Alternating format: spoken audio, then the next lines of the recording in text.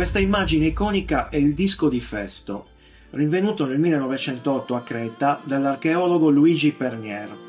È un oggetto in terracotta inciso su entrambi i lati. Mostra simboli indecifrati disposti in una spirale che converge verso il centro.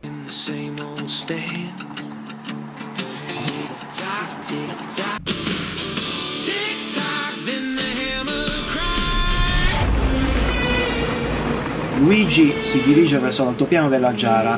Ma che cacchio!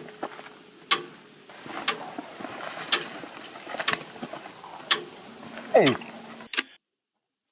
L'analogia con il disco di Festo è chiaramente inquietante.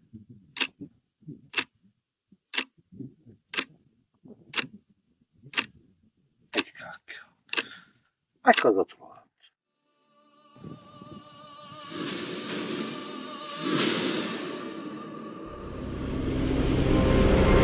Il loop sembra dissolversi. Tuttavia, in un ultimo scarto narrativo, la realtà si altera ancora. Adesso guarda cosa ho trovato salendo la Giara. Luigi si ritrova nuovamente al bar. Come una giornata normale davanti a una birra. Inizierà un nuovo loop?